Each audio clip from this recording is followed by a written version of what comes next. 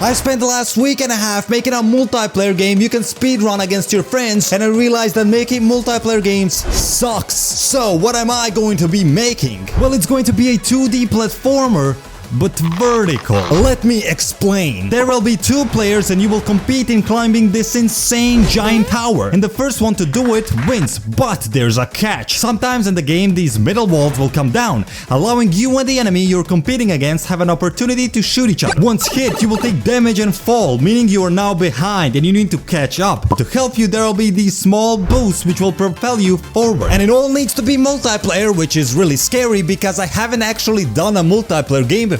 Other than this abysmal attempt we will not speak of. So to start we need characters, and thanks to itch.io site I can get my hands on some pixel art. I now imported the player movement script on 4 different characters. The plan is to have a character selection screen where you can basically choose the color of the dinosaur. And the jumping works on a really cool way. If you hold the jump button you will jump higher, and if you just tap it you will do a small jump. I intend to make a pretty hard game, and this will help you with some precision jumping. Now the first attack will be a basic punch. The idea is that it will damage the player for a bit, but it will not affect the positioning, meaning he can't fall down. It's a basic attack without any cooldown, so it's expected to be very weak. And as you can see, every single attack in this game is color-coded with the right player. The yellow has yellow attacks, green has green, and so on. That's what makes it somewhat different for different characters getting into the game. And this is the very first playtest, and you're probably asking, but Dan, didn't you actually say that this was gonna be a multiplayer game? Where the heck is the other player? It looks like I'm really about to do this, huh? If you didn't know, making multiplayer games sucks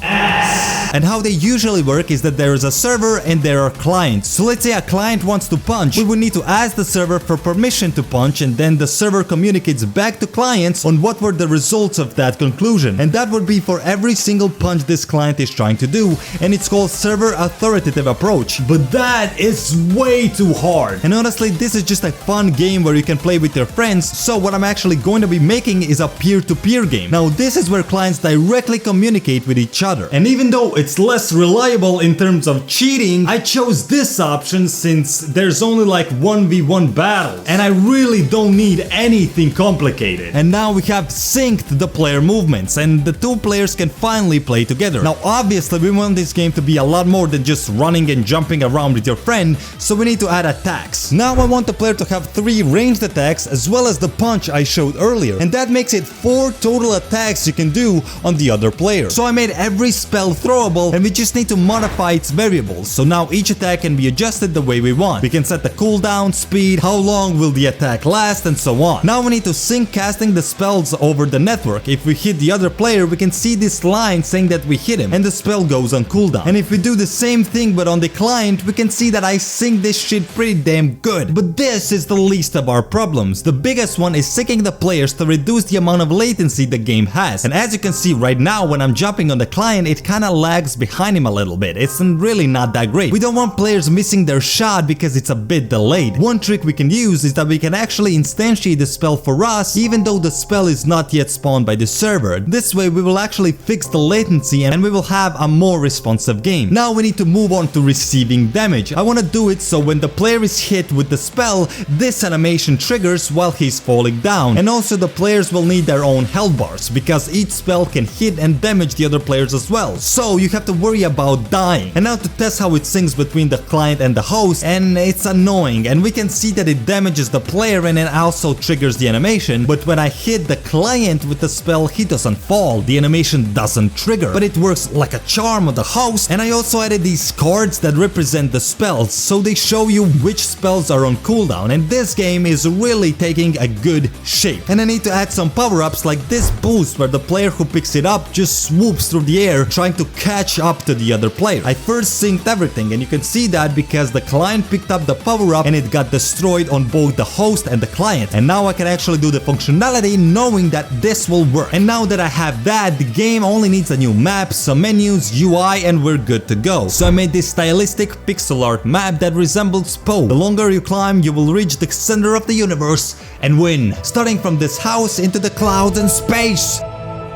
and then I placed all of the platforms on the map and did a bunch of playtesting to see if you can actually complete everything, adding things that can lead you doing wrong moves. So when I actually played my bro for playtesting, I actually beat him pretty comfortably because I knew the map and I was experienced, which is a really good thing because it introduces some skill in knowing how maps work and what to expect. To fix the feel of the map, I made both sides similar but not all the same. You can move freely between each side you find the most comfortable. You just have to find the opening in the middle, even though there's a bigger risk of moving sides because you can get hit and fall to your pretty much guaranteed loss. But later on we will try to compete to see who would actually win in an actual finished game with timers and everything. I then transferred this ugly looking menu into an actual main menu, and I added a timer that is synced on the server so that it's the same because the game starts only when both of the players are ready. When you reach the end first, you will get a winner panel and the timer will stop. The other player can still try to end this run to see how he would end up. And the game is now completely finished.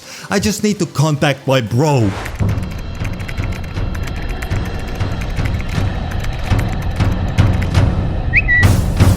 The first game begins and I'm off to a quick start. This was a very first game with the new map, timers and everything, so we were bad. Me especially couldn't get up the platform, and my bro was faster because I kept falling off these stupid small ones. I suck at my own game. It took me almost 2 minutes to get to the second level, but some luck started to turn my way. I found 4 power-ups on the last level, which was the hardest level by far, and I pretty much swooped the win from my bro. Look at how easily I glided towards the victory, literally bypassing all of the hardest parts of the map. It definitely helped that he actually fell, but it's 1-0 and I don't care. Game 2, we pretty much started with the same idea, getting an early shot, but it didn't go to either of our plans. But we kept falling down and I caught my bro with an insane shot, and we were shooting each other trying to finish it here. And based on my calculation, because I know how much damage each spell does, he had only 2 health left, but I kept missing and he kept jumping and he eventually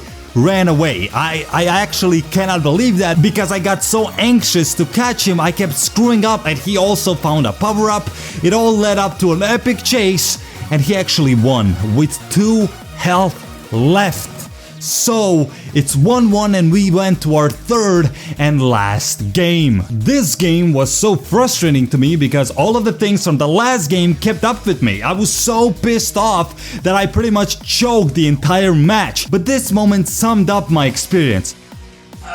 Oh, look at this. It was a bad performance by me again, and I lost. Yep, my bro beat me 2-1 in my own goddamn game. You can actually play the game if you want. The problem is you cannot restart the match, so both you and your friend need to Alt F4 out of the game and start it again, which really sucks, and I'm sorry, but in the next episode I will keep making this project and trying to somehow fix a lot of issues we see here. So, to conclude making a multiplayer game, it's a lot more difficult than making a single player game, which I think it's obvious because you have to control how each player interacts with the network or with each other. It's definitely a different way of thinking about doing things, which is good even though frustrating at times. It's really good not to get complacent on doing the same thing over and over and over again like in the single player games. And you can test it by actually playing the game. It's down in the description below and you can tell me your thoughts and feelings. I definitely have a long way to go. And yeah, make sure you subscribe because it really helps to make these stupid videos that I really enjoy.